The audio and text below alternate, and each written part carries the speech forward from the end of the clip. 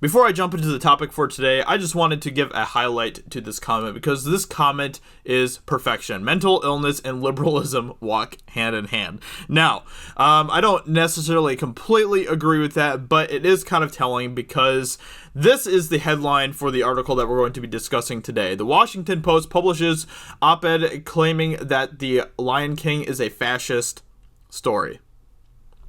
Fascistic story. Anyway, before we jump into this, I just want to give a shout out also to Bounding Into Comics. Thank you for all of your work that you do, and I'm excited to get into this. So let's go ahead and jump into this comment now, or this article. A recent article published by the Washington Post has claimed that the story of Disney's The Lion King, both the original animated film and its CG remake, are offering fascist ideology writ large. Oh man. In the article, author Dan Hassler-Forrest reflects on the themes of The Lion King through a lens of social justice, asserting that the lions, hyenas, and gazelle are stand-in for human societal organizations, and that the themes of the movie incorporates the white supremacist worldview. So, obviously, as we all know, all the white supremacists out there have completely gotten their inspiration from Lion King. That is 100% fact. Anybody who watches Lion King has that kind of internal urge to become a white supremacist. So this is pretty common. This is a pretty common fact, as we all know by now. The first thing to understand about The Lion King is that it isn't in any way about lions or any other animal species. The Lion King is not about lions. Okay, good take. As in every fable, a variety of cute and cuddly figures stand in for human societal organizations, mapping our internalized social hierarchies onto the pristine and neutral world of the animal kingdoms. Kingdom renders these power dynamics natural, common sense, and desirable. But by using predator-prey relationships to allegorize human power, the film almost inevitably incorporates the white supremacist worldview. I can't even take this article seriously. I'm sorry. I'm just going to laugh every time that he says something like this. One in which some groups of people are inherently superior to others. Hassler-Forrest continues to draw comparisons between the fictional animals and real-world politics, claiming that the iconic Pride Rock is a kind of Trump Tower of the African savannah. So that right there tells you everything you need to know about this article that Hassler-Forrest has written. He is mad that Trump is president. That tells you absolutely everything that you need to know about where Hassler-Forrest is coming from when he is writing this article. He is butthurt that Trump is the president. That is literally it. So, there you go. Pride Rock is a kind of Trump Tower of the African savannah. What? That doesn't even make, any sort of logical sense in the slightest. That doesn't make any sense at all. If anything, if you wanted to actually make at least maybe just a smidgen bit of sense, you would say that Pride Rock is like the White House or something. But he doesn't even say that. He says it's like the Trump Tower. What? And bizarrely, that the hyenas transparently represent the black, brown, and disabled bodies that are forcefully excluded from this fascist society. This guy is literally insane. And are noticeably marked by their ethnically coded street accents, a point which seems to be in and of itself racist, as the hyenas have not been heard yet and fans are only aware of the casting of Eric Andre, Florence Kasumba, and Keegan-Michael Key for these roles. I love that. A point which seems to be in and of itself racist. That is incredible. That is so good. Great catch there. Who wrote this article? Spencer. Great catch there, Spencer. I appreciate that a lot. Just as fascist leaders constantly pinpoint specific groups they seek to villainize and cast out from natural society, the film's heroes are preoccupied with keeping their kingdom free of contamination by undesirable elements who are consigned to the shadowy, ghetto-like areas beyond our borders on the wrong side of the tracks. With these elements in place, the film's plot centers on what happens when the natural supremacy of traditional patriarchal rule is interrupted. It's all about the patriarchy. Patriarchy is the problem, everyone.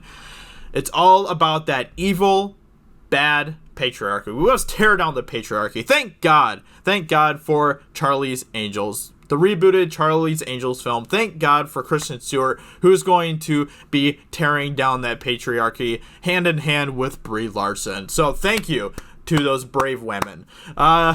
This foul betrayal of tradition is predictably orchestrated by Scar, the misfit lion whose opportunistic desire to advance the status of minorities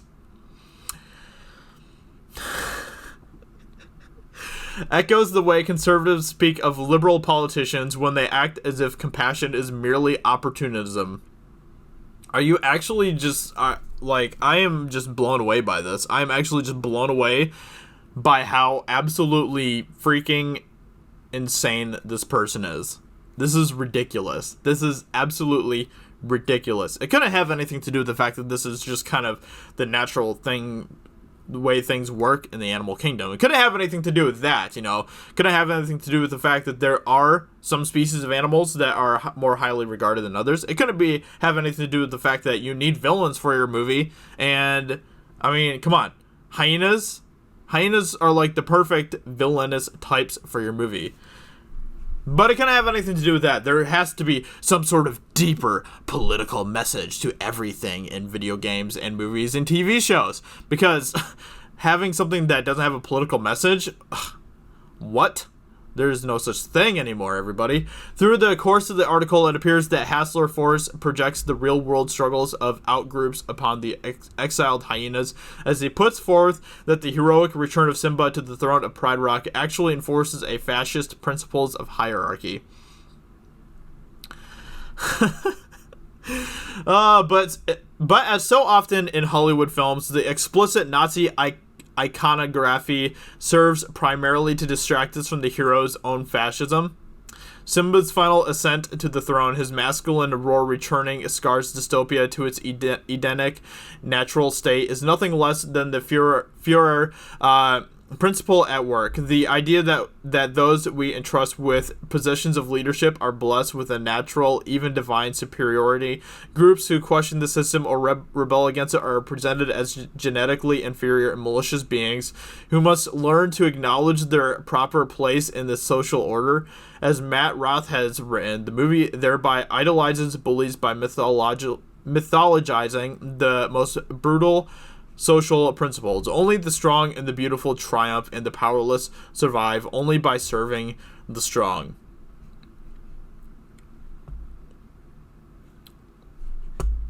Oh my gosh, he continues. He actually continues. Curiously, though, he appears to sympathize with the plight of the exiled hyenas. Hassler Forrest makes only one reference to Scar, the character actually based on fascist Adolf Hitler and Joseph Stalin, lamenting that the social outcast's rebellion against Mufasa's autocratic regime is explicitly associated with the imagery of goose-stepping Nazis.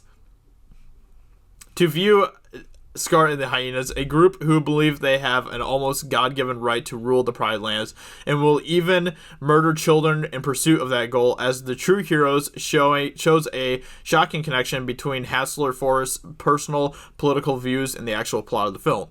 And that's exactly right, you know, people don't care about the actual morality of stories anymore. They don't care about who actually is morally correct. They care about who is politically correct. That is exactly what everything is about now. Everything is obsessed about politics. Morals are completely gone now.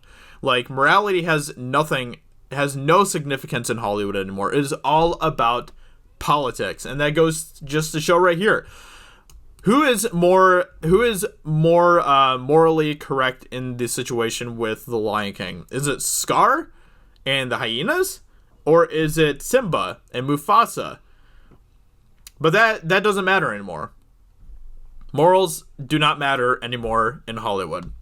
At no point in the film does Mufasa or Simba, the two rightful kings of Pride Rock, banish the usurpers because they demand that their sovereignty be respected, but rather because the usurpers pose a credible threat to the lives of the people entrusted in his care. In fact, after Scar takes over from Mufasa, we can see that he has turned the Pride Lands into a barren dystopia, which is hilarious because that is exactly what would happen if we continue in the direction that we're going. If we continue in the direction that we're going politically right now with these leftist ideologies, that is exactly what is going to happen to America. It's going to collapse on itself. It's going to basically self-destruct and become a barren wasteland, which is absolutely hilarious. The movie actually fully writes exactly what this person is trying to say, but in the case of Scar and not Mufasa.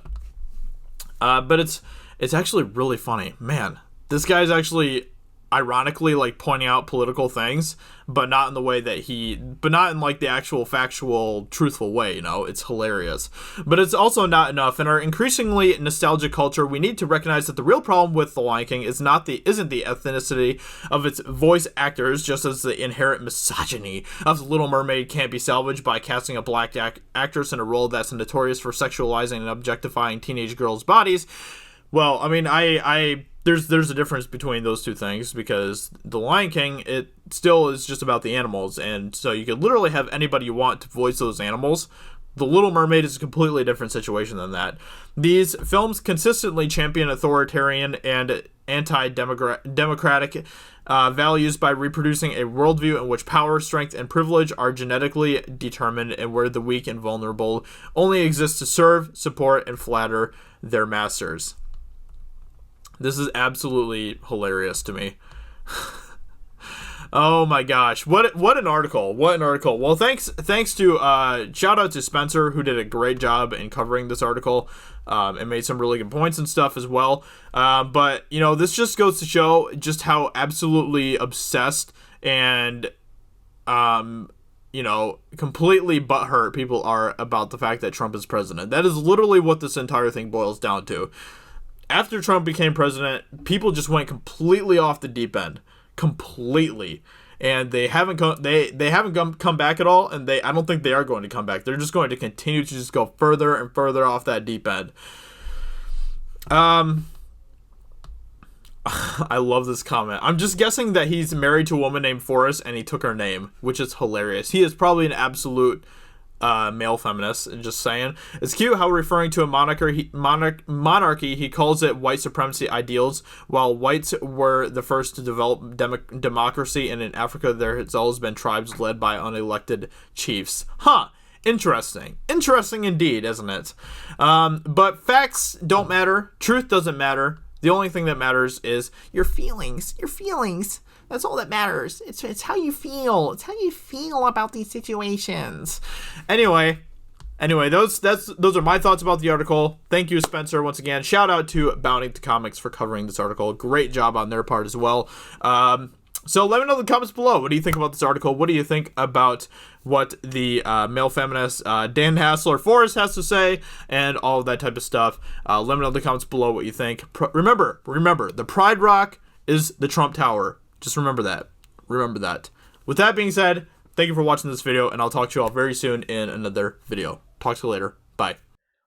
Hey everyone, it's Jeremy from geeksandgamers.com, and if you're a fan of Geeks and Gamers, please go to our website, visit our merchandise store. We have t-shirts, hoodies, hats, beanies, tank tops, and in the very near future, we're going to have many more products for you to choose from. So thank you for the support. We appreciate it. You guys have a great day, and we will talk to you later.